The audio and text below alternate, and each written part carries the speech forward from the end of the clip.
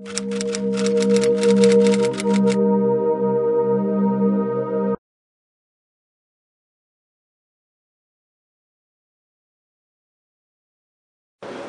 think the major reason why they invited me was to find out what Israel has done with respect to the findings of the gas, offshore gas in the Mediterranean, and what was the fiscal policy the government has imposed on those on the franchise holders.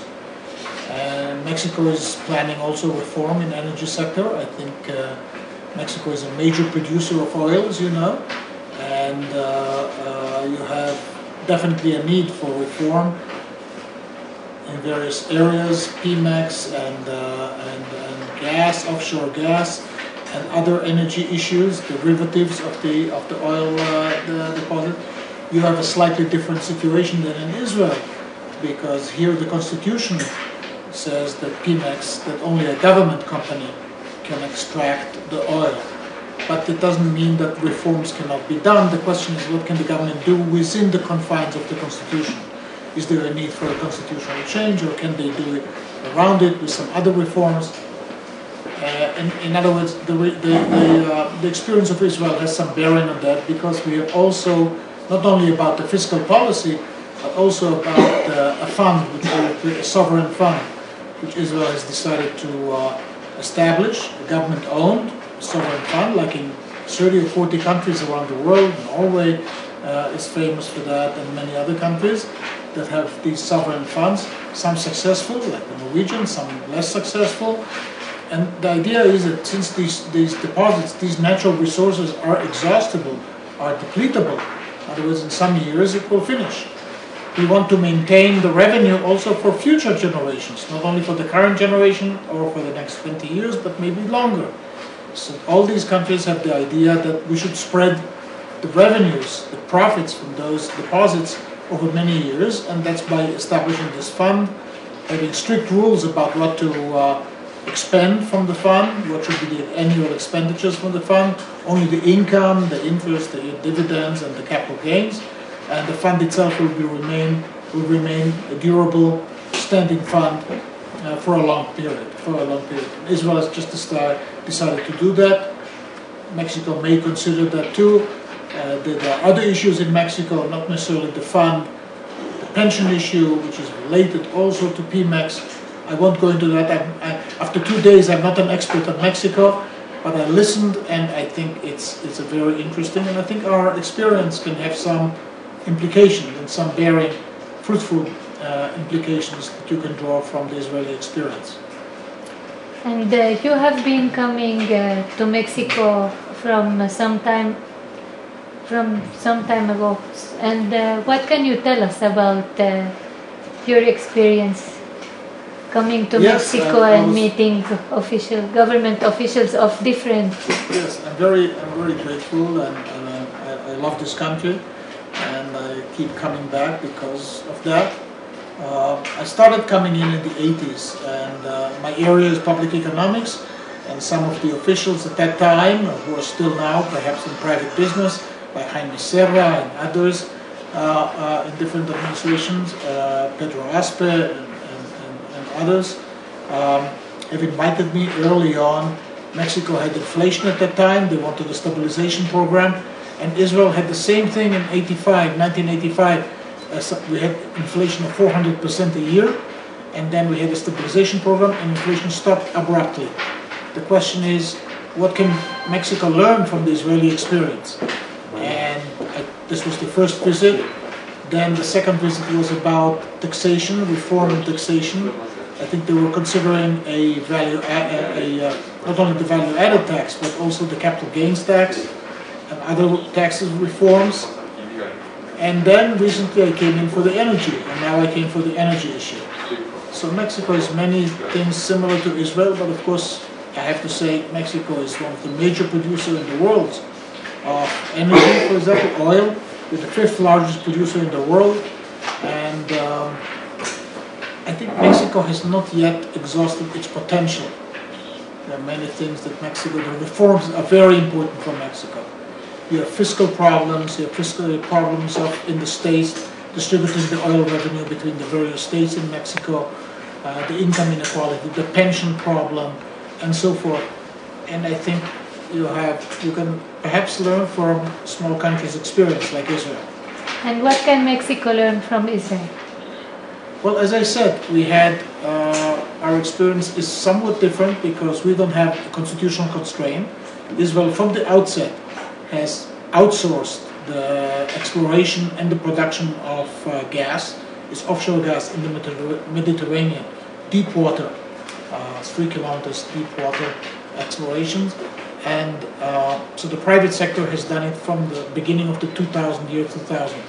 And now they have made many more findings. You mentioned Tamar, Leviathan, and Israel will become an exporter of gas in the not far future. One of the debates is how much should we allow exports, because the experience of some countries was they exported too much. Some of the private sector people would like to have the profits immediately, so they export a lot, and then the country starts to have an import in the future at higher prices. So the question is, how much should we leave as reserve, safety, as a safety reserve for the country? That's a debate that is ongoing in Israel. The committee has looked into it. The government has not approved it yet. I read in the papers today that there was in the Knesset meeting of various parties to discuss this. Many object to any exports. I'm not among them. I think if private investors have an interest in that, the government should accommodate as much as possible private sector interests. But there are some interests for the state too, for safety, for security. And the state, by the way, mentioning security, this is another issue. The army in Israel wanted about 3.5 billion shekels additional budget for defending the deposits now offshore. It's a major task, because any missile there on one of these rigs could really be dangerous for the environment as a whole, could be a major environmental issue.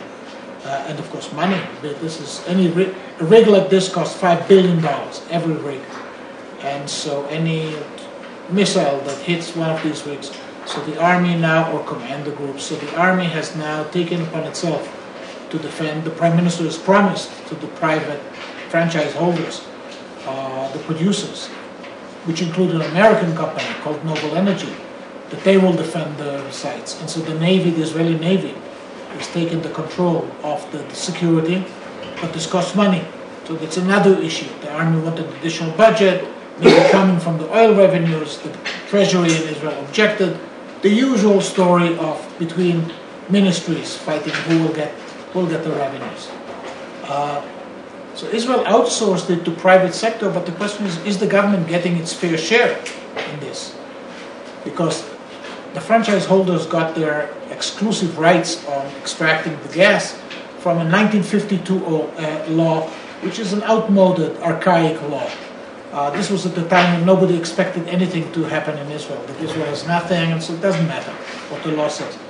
Then, in the year 2000, started to see that Israel has real wealth. This is real money. And so the government established this committee, and the question was, is the government getting its fair share? Turned out the government was getting really too little compared to world standards, what countries are getting in terms of government take from their profits. So that's what our committee did. We imposed a super profits tax, it's called, and excess profits. We gave the investors a fair rate of return on their investment. If you do outsource, unlike Mexico, when you outsource your production of oil or gas or any other resource in Israel, potash and others, to private investors, you have to give them a fair return on their money. Otherwise, they won't come back again. You can do it once. Nationalize or something, you can do it once, then you won't have private money anymore. So in order not to dry up the private sector's incentive to produce and to explore explorations, it's a costly and risky business. Then you have to give them a fair rate of return. This is what our committee did. What's the fair rate of return? And what should the government get on top of that as the owner of the resource? And this will be the source of the fund. It's, in Israeli terms, this is quite big money. For example, this fund is expected to have in the year 2030 perhaps $120 billion worth. The money will flow in slowly. It will start coming in only in the next 2-3 years. That's the method that we suggested, to tax the private investors. And I think there will be a fight always about what to do with that money. And the experience in the world shows that it's very important that the government should be very strict about that, not to use the capital.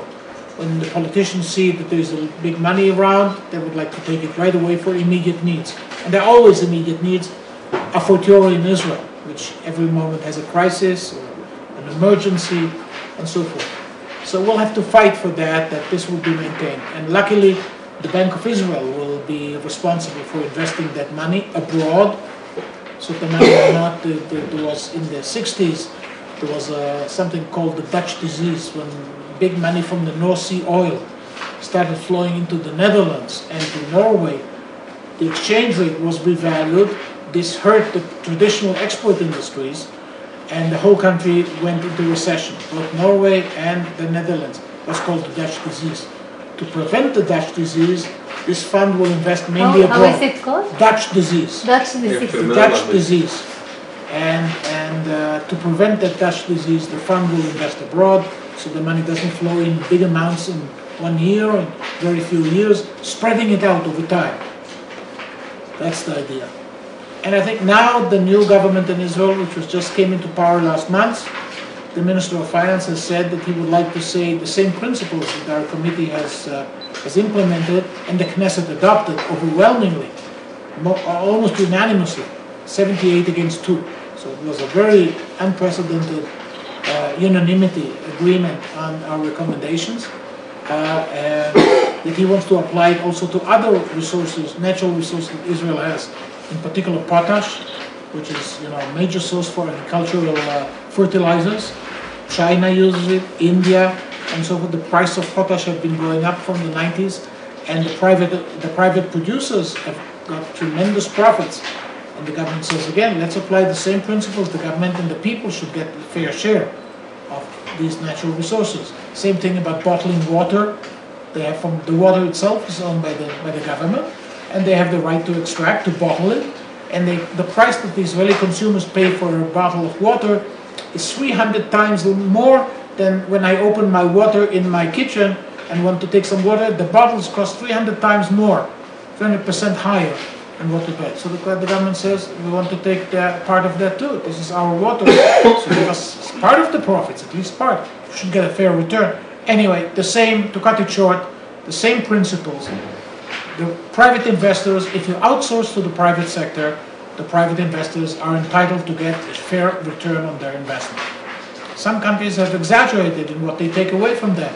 In the UK, for example, in Scotland, in the North Sea, they've taxed them at 80% or something, and then nobody came in anymore. So they reduced the tax again. So you can make mistakes also on the other side.